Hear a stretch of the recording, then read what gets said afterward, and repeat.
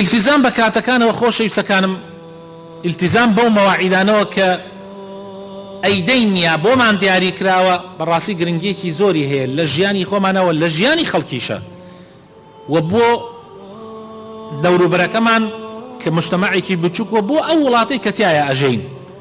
براینە ئەو وڵاتانەی کە پێش کەوتون بڕۆن دیقەت بدەن، واللهی التزام بەکاتۆ پێشانی خستووە.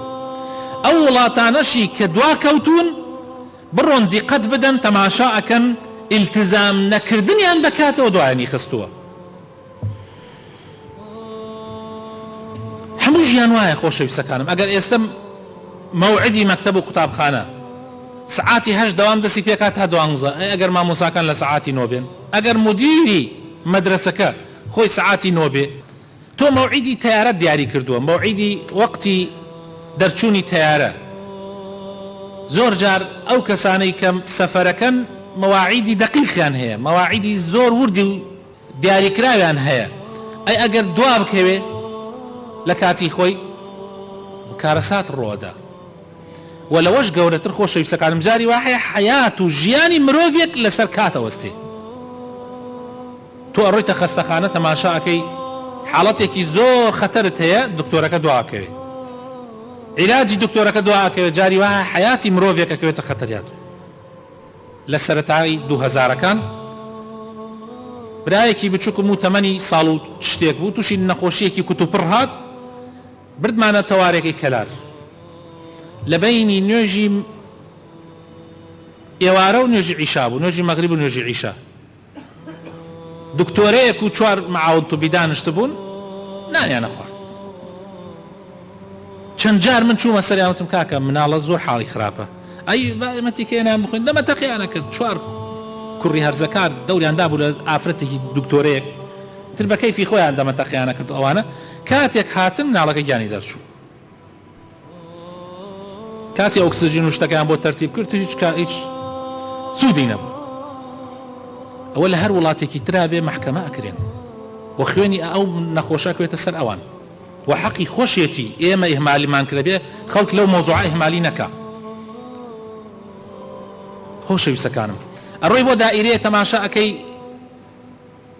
مۆزەفەکە تۆ هەموو شتەکان جاری وا هەیە دیاری کراوە، لە سعات ئەوە نەبوو ئەوە و ئیشاکەی سیرەکەی مۆزەفێ بۆ خۆی دانیشتووە و خەریک نان خواردنە.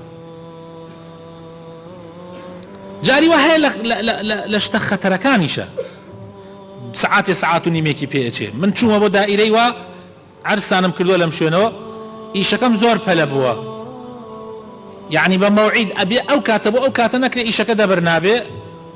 مۆزەفەکە ڕۆیشتووە، وتمە بۆ کوێ ڕۆیشتوتیان ڕۆی بۆ نوێژی جەماعەت. لە 12 تا 1:30 من چاوەڕێ ئەوم کردو ڕۆی بۆ نوێژی جەماعەت، بۆ نوێژی جەماعەتی نیمەڕۆ. و دوای ئەوە ئیشەکەی من پەکی کەوتووە و 1 ڕۆژ کامل من لە هەولێر مامەتەوە. جاری واشە بۆ نەفس حاڵەت لە سلێمانیش ڕووی داوە. و ئەمەی من ڕۆژانە لە شارەکان و لە شوێنەکانە دووبارە ئەبێتەوە.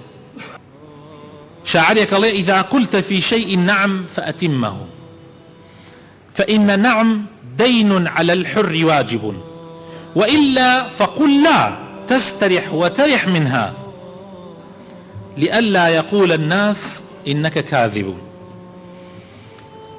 أفرمي أقر بشتي وتت بلي، يعني ستو كأبي بموظفة لدائريك، يعني هر إيشيك أقريت دس كوتت بلي يتتول أو أبيت موعد لسرد، أبيت وعد لسرد، يتر أبيتو التزامي بيو بكي، يعني وعد يبيك كدي وتت بلي أبي بيت السر، چونك نعم يعني واتاو بلي كردن قرز بسر كسي حرة وبسر كسي آزادة وبسر بياوي مردة أبي بقرز.